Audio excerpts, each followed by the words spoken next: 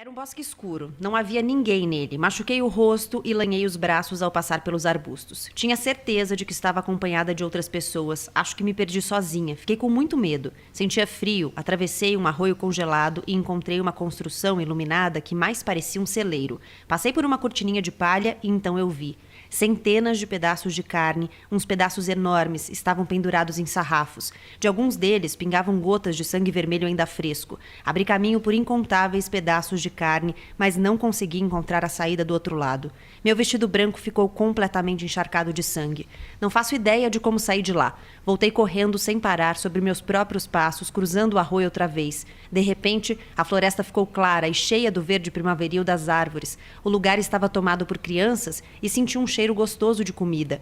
Várias famílias faziam piquenique. A cena era radiante, nem consigo descrevê-la. Dava até para escutar o barulho do riacho. Havia pessoas sentadas sobre esteiras perto dele, comendo rolinhos de arroz envoltos em algas. Na outra margem havia gente assando carne, cantando. Dava para ouvir riso e alegria, vindos de todos os lados. Mas eu estava estarrecida. Minha roupa ainda estava manchada de sangue. Aproveitei que ainda não tinha sido vista por ninguém, me encolhi e fui me esconder atrás de uma árvore. Minha mão também estava manchada de sangue porque eu tinha comido pedaços de carne que estavam caídos no chão daquele celeiro. Eu tinha esfregado o sangue vermelho da carne crua e mole na gengiva e no céu da boca. O reflexo dos meus olhos estava brilhando na poça de sangue no chão do celeiro. Foi tudo tão real, a sensação de mastigar carne crua, o meu rosto, o brilho dos meus olhos, parecia o de alguém que conheci pela primeira vez, mas com certeza era meu rosto. Quero dizer, pelo contrário, parecia tê-lo visto tantas vezes, mas não era meu rosto. Difícil explicar. Era familiar e desconhecido ao mesmo tempo. Essa sensação real e esquisita, terrivelmente estranha. Depois de começar a ter sonhos como este, Yong-hye decide parar de comer carne. Os sonhos não param e a repulsa vai crescendo. A protagonista passa também a não cozinhar e não servir mais carne. Ela se recusa, inclusive, a prepará-la para o marido, o que era esperado dela. No início, parece algo passageiro, mas a recusa da personagem é insistente, mobiliza os familiares e provoca transformações importantes na vida dela. A decisão de Yong-hye é o primeiro passo de um processo de rejeição da existência como ela conhecia até aquele momento e de um fechamento dela em si mesma. É essa trajetória que guia as 3 partes em que o livro está dividido, cada uma delas narrada por um personagem diferente: o marido, o cunhado e a irmã. A Vegetariana foi escrito pela sul-coreana Han Kang e foi a obra que a fez conhecida no mundo todo. É sobre ele que a gente fala no episódio de estreia do Põe na Estante, que já começou.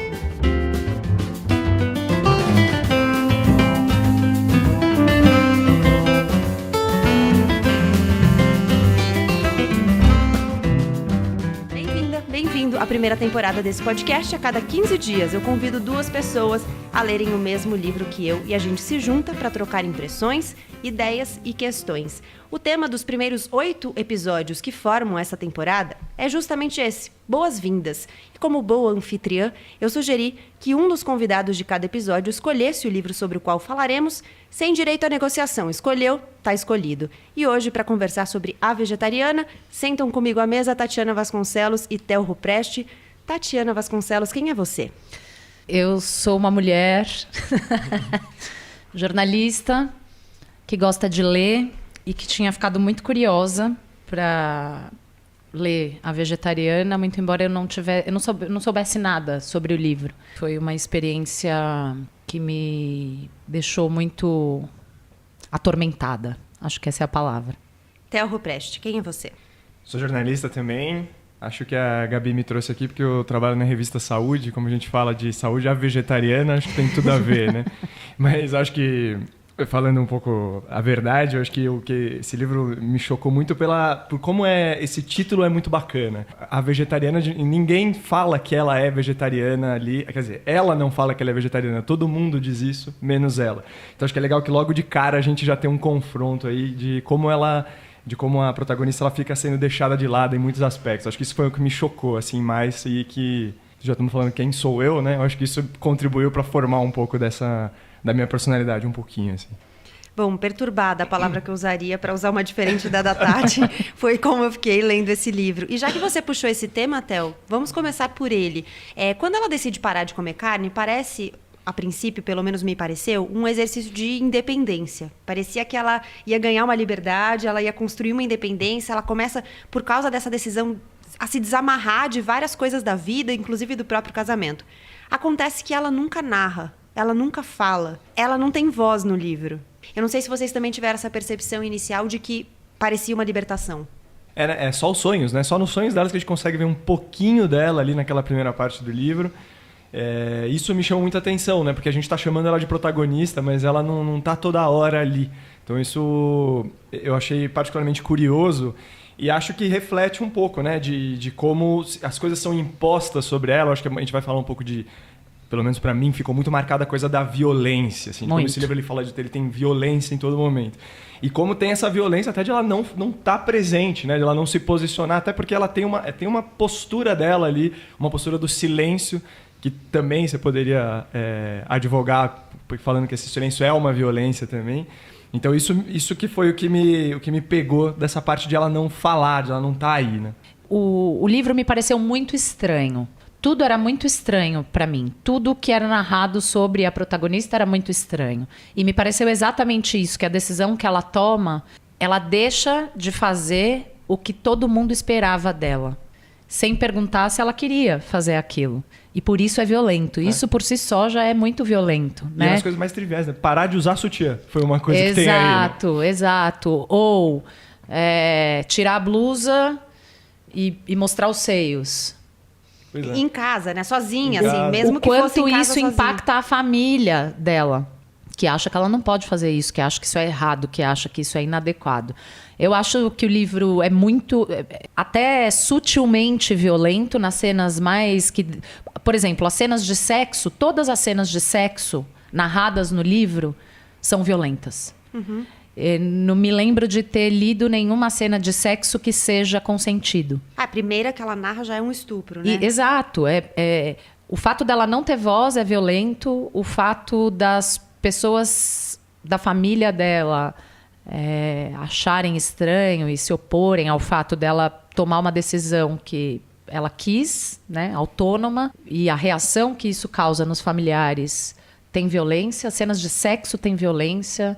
Eu achei um livro bem, bem violento. E eu concordo com você. Eu acho que tem a ver com uma busca de libertação. Não é nem liberdade, é libertação dos papéis que são esperados dela. Agora, é curioso observar como a libertação que ela busca a desumaniza.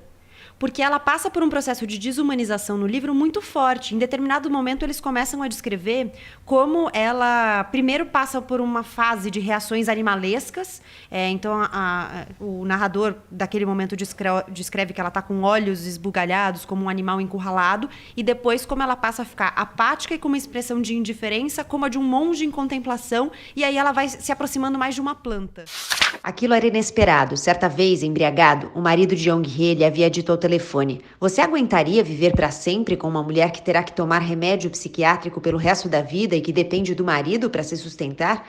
O marido estava enganado. Ela não estava mal a esse ponto. "Em vez disso, o que acha de trabalhar na loja da sua irmã?"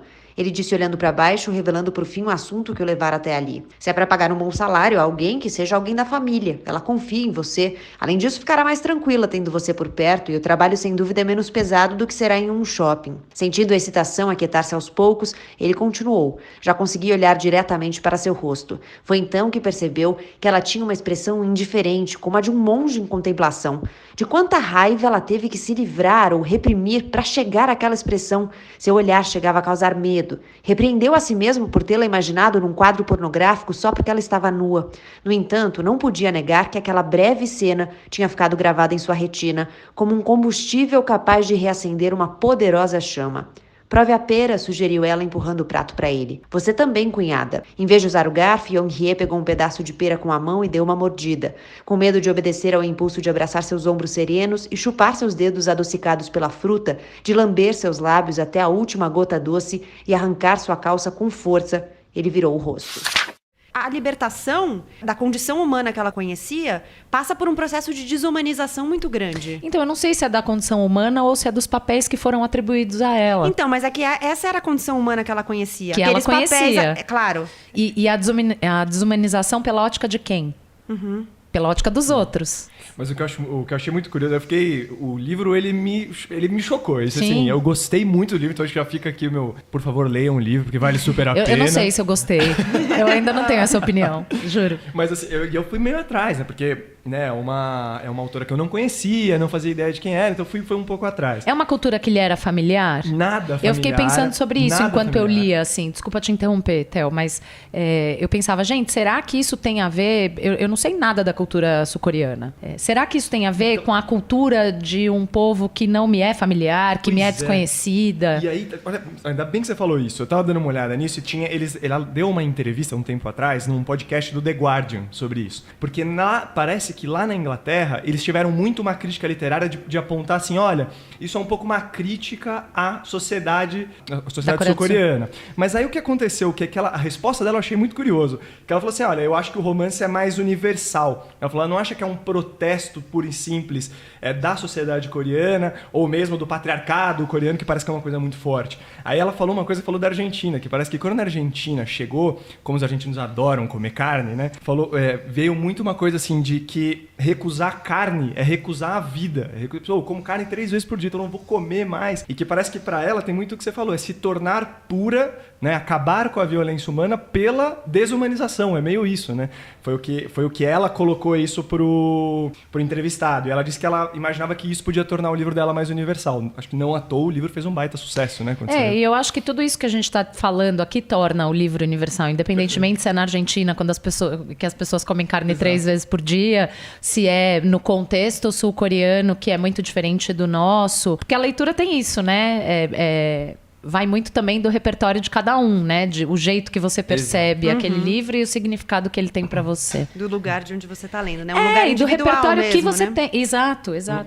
E você usou uma palavra, Tati, no começo, que eu acho que tem tudo a ver com o livro, que é o estranhamento, né? Tudo era estranho no livro quando você foi lendo. E tudo é estranho no livro, não só no jeito que ela conta a história, porque a escritora, né? Porque é uma história esquisitíssima. Sim. Tudo é esquisito. Tudo que vai acontecendo no livro é muito esquisito.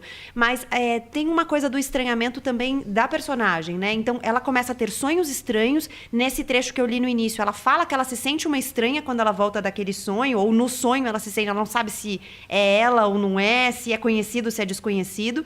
E ela vira uma estranha. Na verdade, ela vira nada mais que a vegetariana. Para os outros, ela é a vegetariana. Ela não é mais a pessoa que tem uma complexidade, que tem diferentes perspectivas e aspectos a serem considerados. Não, ela só é isso. Ela vira a vegetariana. É a incapacidade das pessoas que a rodeiam de entendê-la, né? De levar os desejos dela, as vontades dela, as complexidades dela em conta. Eles têm ali uma régua, um sarrafo, e se você não está adequado, você vira a vegetariana. Ninguém quer saber por que você é vegetariano, quais foram os seus sonhos, o que é que te levou a isso. Não, querem que você está errada. E quando você está inadequada. Querem uma explicação que para eles seja plausível, porque em determinado momento eles querem uma explicação. Mas por quê? Por que você tomou essa decisão? E ela não tem uma explicação. A explicação é porque ela sonhou e esse sonho causou uma angústia, um estranhamento, uma inquietação que levou a isso. E aí é esquisito, né? Tanto que tem essa discussão. A gente está falando também de racionalidade versus doença, né? O que a gente está colocando aí em jogo, né? Tem um momento que a irmã dela também fala, se ela não tivesse tido isso, talvez eu tivesse, né? De outra forma, de outra maneira. Mas a gente está sempre discutindo o que é racional, o que não é racional, o que é banal. E é legal, acho que no começo do livro ela brinca com isso, né, a autora? De que tudo era um antro de mediocridade, por isso que o marido gostava dela, porque ela não fazia nada mais, nada menos, ele também não era nada mais, nada menos. E aí, de repente, essa coisa se quebra, né? E aí tem muito essa linha do que a gente vai questionar, né? O medíocre é bom, o medíocre é ruim. Eu achei... Mas eu acho que isso, a razão do outro, é uma coisa muito interessante, porque isso faz parte da nossa vida todos os dias. Eu posso ler uma frase? Fica à vontade. Seu corpo é a única coisa a qual você pode fazer mal. É a única coisa com a qual você pode fazer o que quiser. Mas nem isso te deixam fazer. Você tem que ter uma razão que convença o outro, que justifique o que você está fazendo com o seu próprio corpo. E se essa razão não é suficiente para o outro vai te julgar errada, inadequada, louca, maluca, sei lá eu. É muito difícil, às vezes, para o outro entender a sua razão e não colocar a sua razão dentro da sua caixinha do que seria justificável ou não. Na régua que você usa para o mundo. Na régua que você... Não meça os outros pela sua régua. Procure entender as razões do outro. Isso é universal. Exatamente. E aí eu fiquei pensando muito, eu jogo essa questão para vocês, que fio é esse que liga a gente à vida cotidiana? E aí tem relação com o que você fala, de medir pela razão do outro, mas tem relação também com o que o Theo falou agora há pouco, que quando a irmã questiona se bom, de repente a Young-hye não teria tido isso, eu teria tido isso, e aí ela faz um questionamento bem marcante para mim, que ela fala, será que os sentimentos dessa protagonista são iguais aos de todo mundo, mas no caso dela eles se manifestaram e se exacerbaram porque de alguma forma ela ligou um fio que a ligava à vida cotidiana? Que fio é esse que nos liga à vida cotidiana? Eu fiquei um pouco confusa com essa pergunta, Gabi. Não alcancei. Me ajuda. O que ela diz é assim, de repente todo mundo sente isso. Sente o que a protagonista sentiu e que motivou ela a essa decisão. Mas de alguma forma ela teve uma ruptura que levou ela a manifestar isso. E as outras pessoas não manifestam isso. O que é isso que nos liga a uma adequação? A uma tentativa de pertencer sem pertencer? Porque o pertencimento, quando você pensa, ele na minha visão, pertencer na essência, você não precisar se encaixar. É simplesmente você ter um lugar do jeito que você é. E ela não pertencia. Ou seja, ela passa a pertencer no momento em que ela coloca as vontades dela. Fala, não vou mais comer carne. Acho o contrário. Acho o contrário.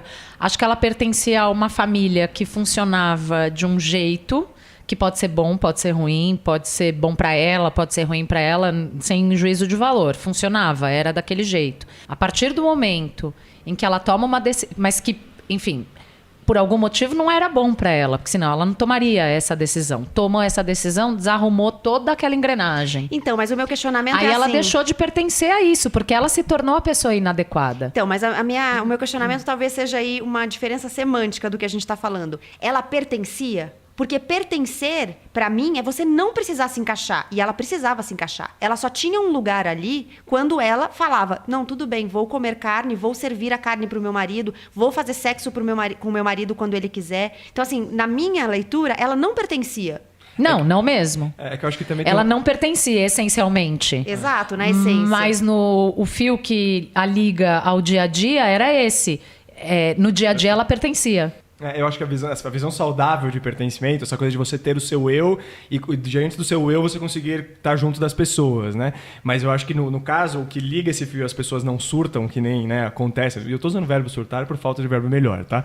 Mas eu acho que o que liga as pessoas é justamente essa adequação que talvez não seja saudável. E de novo eu estou usando a palavra saudável por falta de palavra melhor aqui, porque afinal não sou eu o autor de livro, né? Mas eu acho que o que a gente segura muito às vezes e que faz a gente estar ali, que faz a gente engolir sapo, que faz a gente... É essa coisa de eu vou me adequar, eu não vou comprar essa briga, eu não vou me defender, eu não vou me colocar. Eu acho que ela se coloca nesse momento, só que ela se coloca de uma maneira muito, vamos dizer, altiva, assim, né? Uma maneira de... Radical, talvez, exatamente. Aí acho que a gente pode brincar com essa coisa da sociedade sul-coreana, do pai dela, mesmo da irmã dela, né? Do marido dela, muito. Isso me pegou muito, a relação dela com o marido. E aí ela vai se adequando a isso, né? Talvez se essa nossa vontade de se adequar, de estar no conforto, né? De estar confortável, acho que é um pouco que às vezes acaba evitando todo mundo virar uma vegetariana, na verdade. E é isso. O quanto você sublima o seu desejo, as suas vontades, para não romper. Exato. Para não tomar uma atitude que faça romper com o que está ali colocado. A minha pergunta talvez possa ser feita dessa forma. Qual é o nosso limite para escolher não romper? Existe algo que nos une nisso ou é uma coisa muito individual? Eu acho que é muito individual, Gabi. Eu acho que é muito individual. E aí a gente pode trazer isso para o nosso dia a dia, para a nossa cultura e tal. Todos muito machistas, né? A mulher serve ao marido ou carne ou corpo. Que ou também carne. É carne. Ou carne ou carne. Né? Quantas mulheres vivem assim? Muitas. O que é que faz com que essas mulheres rompam esse ciclo? Depende do contexto de cada um, depende da percepção até do que é servir.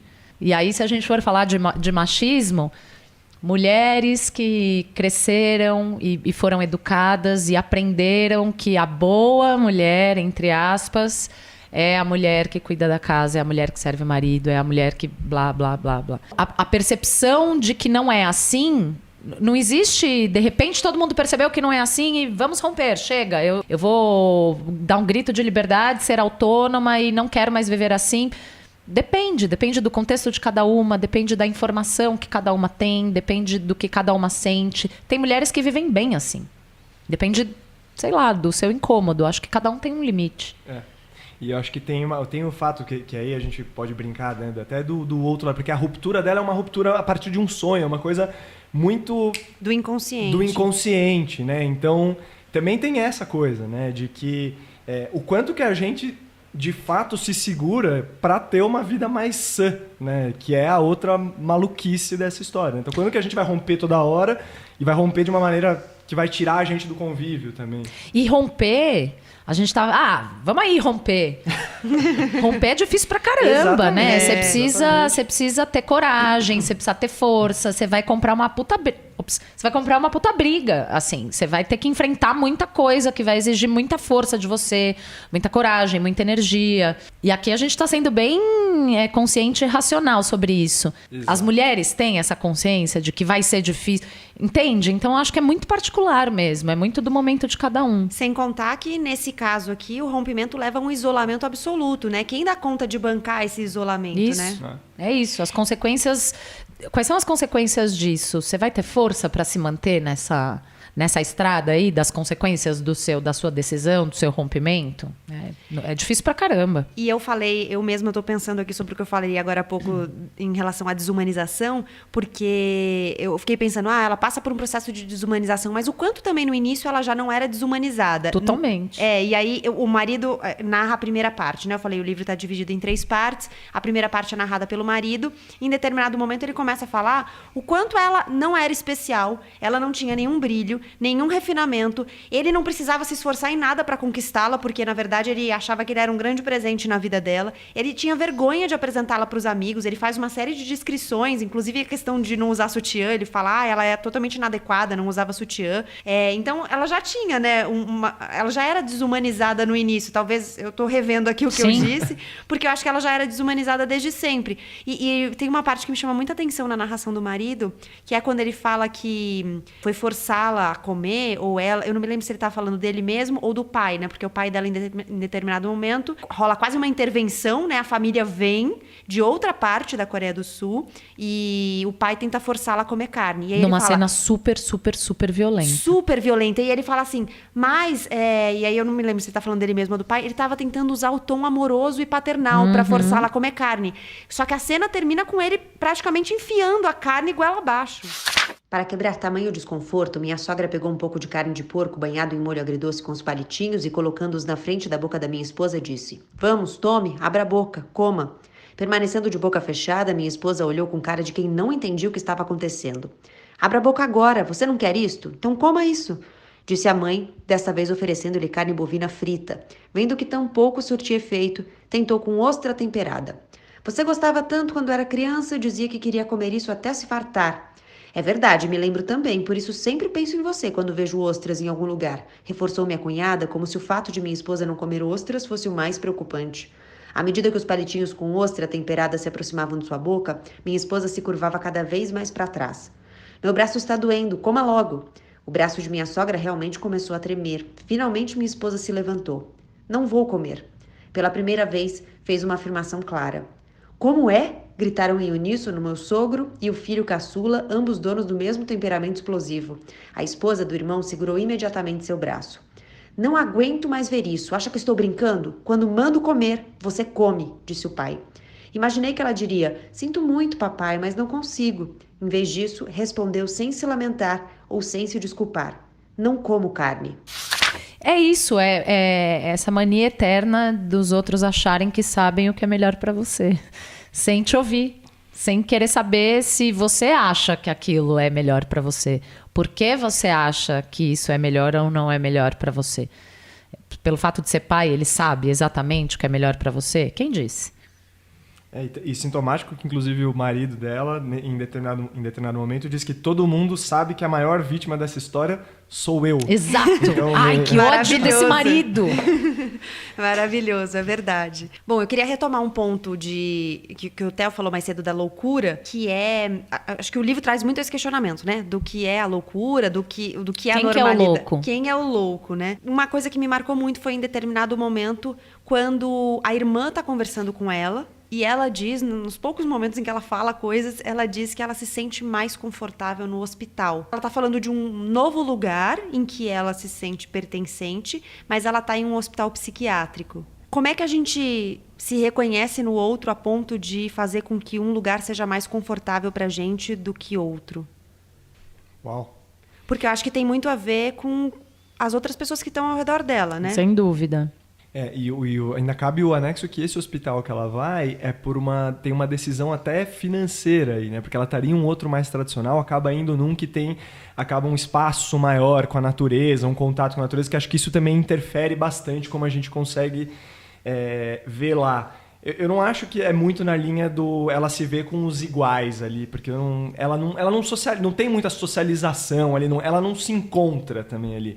Mas eu acho que talvez seja na linha onde ela é mais quase que deixada de lado para a evolução dela. Talvez o que incomodasse muito pudesse ser uma linha dessa interferência externa que está acontecendo muito com ela, mas pode ser uma leitura só. Eu lembrei do pertencimento. Será que ela pertence àquele lugar quando ela está no hospital? Porque é isso, ela não interage com ninguém, ela está lá por uma condição. Mas... ouvindo vocês agora, me ocorreu... Ela se encontrou ali. Ela tá no universo dela. Ela tá... por mais maluco que seja, por mais bizarro que seja, enfim, a gente pode dar o nome que a gente quiser. Ela tá confortável ali com ela, naquele mundinho bizarro dela, entendeu? Achando que ela é isso ou aquilo, não querendo... Ela é autônoma. Ela toma a decisão que ela quer para a vida dela. Assim, isso não tem a ver com a família, isso não tem a ver com o hospital, isso não tem a ver com o ambiente onde ela está, isso tem a ver com ela. Ela tomou essa decisão e ela quer viver desse jeito. Ou não quer viver de outro jeito. E tanto é que tem uma cena, outra das cenas violentas, que acontece dentro do hospital, na qual ela também se coloca muito fortemente quando justamente estão entrando nela. Porque né? sabem o que é melhor para ela. Ela não quer aquilo, cara. Eu fiquei pensando se essa adequação ao hospital, essa sensação de conforto no hospital, né, a qual ela se refere, também não tem uma relação com a conexão com a natureza, porque o hospital, de fato, tem um espaço físico grande, um bosque do lado. Que ela adorava. E eu fiquei pensando o quanto não tem a ver com uma reconexão mesmo com a natureza. É uma coisa muito orgânica, parece, a relação dela com o que ela vai descobrindo ali fora das pessoas. Bem orgânica. Digamos, literalmente. Digamos que bastante orgânica. Mas é aquela coisa também, se você levar ao pé da letra, né, as atitudes dela não são atitudes que você espera, de novo, da maioria da população. Então, sobre esse aspecto... não. Né, exato. Então, sobre esse aspecto, se isso é loucura, talvez isso seja loucura, né? Porque não é todo rompimento que leva às coisas que ela faz. Então, acho que nesse sentido a gente pode falar de loucura. Agora, brincadeira de novo, e a gente pode ficar discutindo semântica aqui, de fato, o que é loucura, né? Quem é mais exige louco? internação, exato. Quem que é mais louco? É ela, que tomou todas essas decisões com consequências bizarras, que tinha sonhos esquisitíssimos, e esses sonhos fizeram com que ela tomasse essa decisão, blá, blá, blá, blá, blá? Ou é esse marido? Ou é quem se submete. Ou é quem não rompe com essa marra. Exato, e que fica ali vivendo de acordo com o que os outros esperam dele ou dela. Quem que é o louco? É essa moça ou é a pessoa que não aceita essa decisão e toma uma decisão muito violenta contra o que ela quer, obrigando ela a fazer alguma coisa? Quem que é mais louco? Sim. Diante da cara dele de quem não estava entendendo nada, ela riu baixo em um tom entristecido. Eu disse que você não entenderia.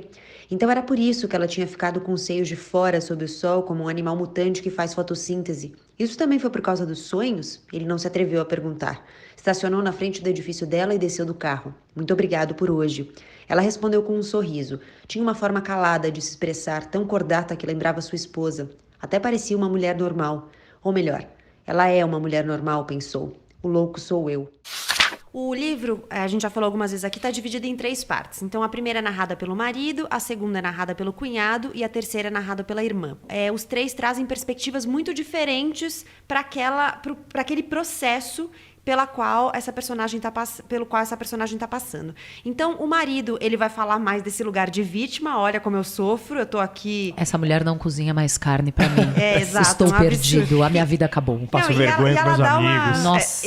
E ela dá uma resposta muito prática, né? Querido, você só Come na faz rua. uma refeição do dia na sua casa. Você pode comer carne em todas as outras, Isso. entendeu? Então, assim... E aí, Se vira aí, né? Exato.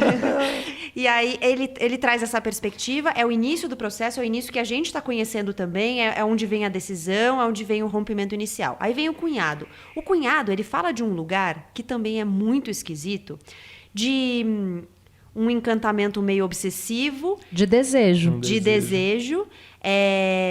E aí ele começa a desejá-la pelo processo pelo qual ela passa e porque ela tem uma mancha no corpo, a mancha mongólica. Eu fui até procurar o que era a mancha mongólica. Eu fui Me ver. conta. A mancha A mongólica... gente pode contar? Pode, né?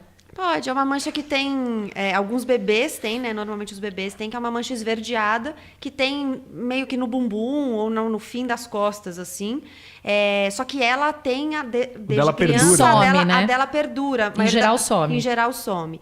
E aí A dela não. A dela não, e ele tem essa coisa do encantamento com essa história e com o processo, e ele fica obcecado pela mancha e tal. E na terceira parte tem a irmã. A irmã é uma cuidadora. Ela sempre foi a cuidadora. Ela resolveu os problemas da família. Ela se sente na obrigação de cuidar dessa personagem. Então, eu não posso romper. Inclusive, a família rompe com ela porque ela não rompeu com a irmã, né? Então, ela fica isolada junto com a irmã e ela faz essa escolha.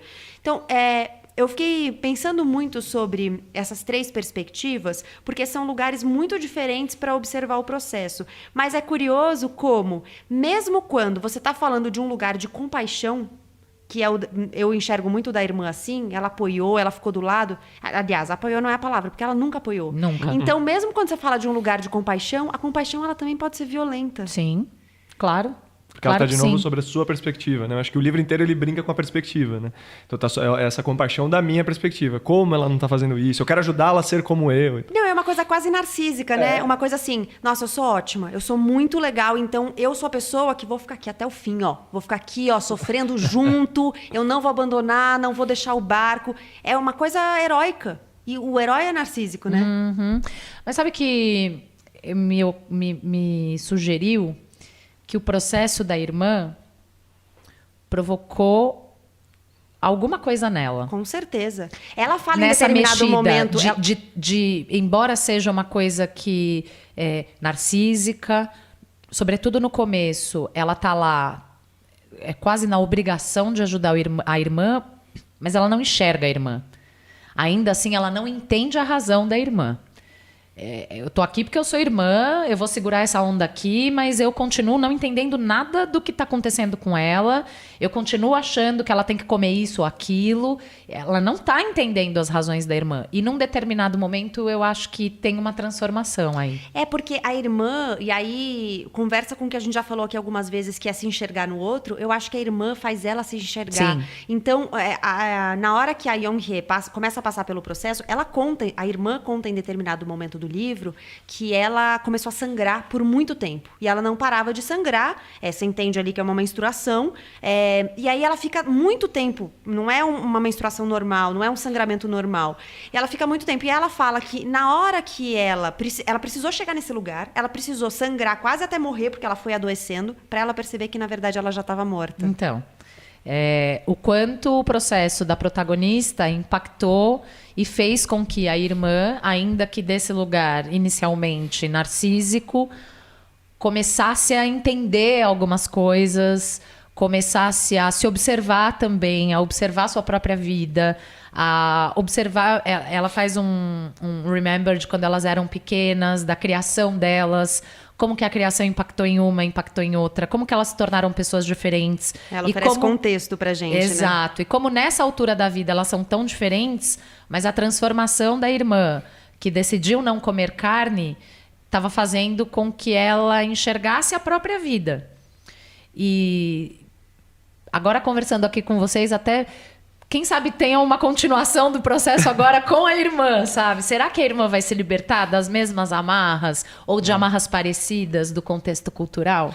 Eu tô louco pra dar um spoiler, mas eu não vou dizer. É porque eu já tô falando, acho que um pouco demais, né? Não, acho que a gente tá trazendo elementos do futuro do livro, assim, no sentido de avançando na leitura, mas a gente não tá dizendo nada comprometedor. São questões que se impõem aí ao longo de toda a narrativa. Mas eu acho que talvez, assim, para transformar uma coisa bem trivial, assim, seria uma coisa... Pra mim, parece que ela concorda em discordar, assim. Me parece meio essa brincadeira, bem entre aspas, porque tem um momento que ela chega, só vou falar, isso nem vou falar quando é o momento, mas ela fala assim, ó, ela se referindo a Young-hye, né, a irmã, isso.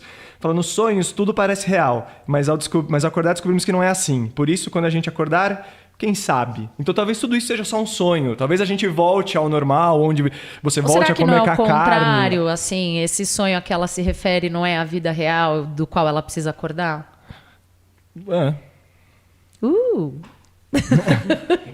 Pausa pensativa. 3 com cara de interrogação. Nossa, mas é muito perturbador mesmo esse livro. Assim, os sonhos dela são todos muito bizarros. Bizarro virou uma palavra meio banalizada, né? Mas eu achei mesmo. Mas assim. é uma boa palavra, porque foge causa muito do nosso repertório. Isso, e por isso causa muito estranhamento. Muito. Muito. Da linha de não compreender, né? A gente passa muito tempo não compreendendo. Não compreendendo. Até, sei lá, metade do livro eu tava falando, gente, onde que a gente vai parar com isso aqui? Pra onde que vai, né? O que vai acontecer? No momento vai começar a fazer sentido. Eu também fiquei esperando um sobrenatural. É? Eu também fiquei esperando eu achei que ia entrar um elemento de fantasia, assim, muito forte. Aí, putz, eu pensei isso. E eu confesso que eu tava torcendo pra não, porque aí eu acho que eu não ia gostar. Pois é. Eu também torci pra não, mas eu achei que fosse seguir por aí, porque até a metade do livro, eu acho, é tão esquisito. Eu falei com a Gabi, na metade da minha leitura, eu falei, Gabi, esse livro tá me atormentando um pouco. Ela falou, não, calma que depois melhora. Depois melhora, mas eu também fiquei muito atormentada. Melhora no sentido de fazer sentido, né, Gabi? Pra gente, né? Sim. Pra gente. Sim. Eu também me questionei muito sobre a questão cultural, se eu tava perdendo elementos. E com certeza a gente perdeu Certamente. elementos, porque a gente não conhece ali o contexto sul-coreano a fundo. Sim. Mas eu fiquei pensando muito, eu falei, será que não tá fazendo sentido porque eu sou brasileira, sabe? Será que eu tô fazendo sentido, não tá fazendo sentido porque a minha cultura é ocidentalizada, sabe? Eu pensei muito nisso. Mas também. acho que não, eu acho que é universal mesmo. Quando você chega no fim, você entende que ela tá falando pra todo mundo, não importa de onde você tá pensando. Isso e é o lendo. legal do livro, né? Porque, sei lá, uma mulher sul-coreana talvez tenha uma visão diferente. Para uma mulher sul-coreana, talvez esse livro faça um sentido diferente, porque ela tá inserida num contexto que a gente não tá. Isso é que é o legal da leitura, né? Faz um sentido ou outro dependendo do seu repertório, do seu repertório cultural, do seu contexto, da sua vivência. Enfim. Se a gente ler de novo, a gente vai mudar até algumas coisas. E sabe que pra fechar a coisa do sobrenatural, naquela mesma entrevista pro The Guardian, ela fala que o livro começou bem mais ou menos, né? Não foi na hora, mas de um conto que ela fez que aí sim a mulher de fato virava uma planta. Eu li então você tinha essa... Eu li esse conto sem saber que era da mesma pessoa e eu falei assim, nossa, isso dialoga tanto com um negócio que eu li recentemente. Jura? Aí eu fui buscar o que era, eu falei, não acredita, da mesma autora. Na hora que eu tava lendo A Vegetariana, eu falei, nossa, tem tudo a ver, mas... E eu até achei, eu falei, será que aquilo que eu li era um trecho e no final ela vai virar uma planta? Eu fiquei pensando que era a mesma coisa. E aí depois eu fui ver que não, que eram duas coisas diferentes, mas que era da mesma autora. Demais. Mas pra mim dialogou muito. Então, e uma coisa saiu da outra, né, Theo, pelo que você tá dizendo? Parece que tem uns anos de intervalo aí, ela fala que aquilo ficou na cabeça dela, né, de brincar com essa questão. E aí evoluiu pra isso aí, pra esse romance. Bom, Tati, o que fica pra você de A Vegetariana? Eu acabei de ler o livro e eu escrevi algumas coisas que, para mim, resumem o livro. Liberdade, opressão, libertação, autonomia, inadequação que pode levar à loucura e ou à morte. Theo, o que fica pra você?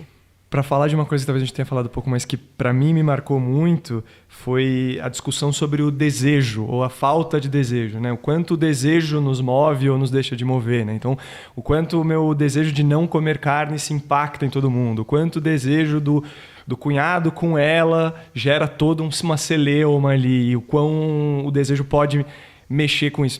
Eu posso ter sido um pouco afetado porque eu tinha acabado de ler aquele livro do Philip Roth, que era O Professor do Desejo, né? E o Philip Roth acho que só fala de desejo o tempo inteiro, né? Então acho que tem isso, mas de fato me marcou essa linha do que a gente pensa quando a gente fala de desejo. Bom, pra mim fica uma mistura das duas coisas, porque eu fiquei navegando muito e oscilando muito entre essa chave do desejo e essa chave da libertação. Eu também. E aí eu acho que... E acho que as duas coisas, elas são inseparáveis, porque... Até que ponto o nosso desejo nos liberta ou nos faz mais pertencentes quando a gente deixa ele vir? E até que ponto o nosso desejo nos oprime quando a gente guarda ele, encontra um lugar para escondê-lo que vai ter uma consequência na nossa vida? Nos aprisiona. Quando a gente não coloca o nosso desejo para fora, tem uma consequência. A gente pode não saber que é por causa disso, mas tem uma consequência.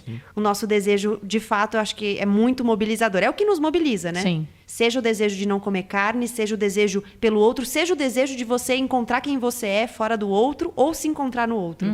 Bonito. Pô. E Gostei. como a gente coloca aquele desejo pra fora, né? Acho que essa é uma outra loucura pra ficar pensando. Pra gente encerrar, Han Kang é uma jovem escritora sul-coreana, também jornalista. Coincidência, porque o segundo episódio do Põe na Estante vai falar sobre a Uruguaia e os dois autores nasceram em 1970, então tem uma contemporaneidade aí dialogando. A Vegetariana foi a obra que fez a Han Kang conhecida no mundo todo, foi traduzida para muitos idiomas. Ela é professora de criação literária no Instituto de Artes de Seul, já ganhou 7 prêmios e o prêmio mais recente e o maior que ela ganhou foi o Man Booker Prize de 2016, justamente por A Vegetariana. A Vegetariana de Han Kang tem tradução de Jae Huynh Wo. Eu espero que esteja falando esses nomes certos. É da editora Todavia, tem 171 páginas, um livro super rápido de ler. Tati, Theo, obrigada pela presença. Obrigada a você. Eu agradeço. Foi Foi uma ótimo. delícia. Esse é o fim do primeiro episódio da primeira temporada do Põe na Estante. Seja sempre bem-vinda, seja sempre bem-vindo. Eu, Gabriela Maier, volto em 15 dias com um livro novo. Já cantei a letra aqui. A Uruguaia é o livro sobre o qual falaremos no fim de junho. A gente volta a se encontrar. Até lá.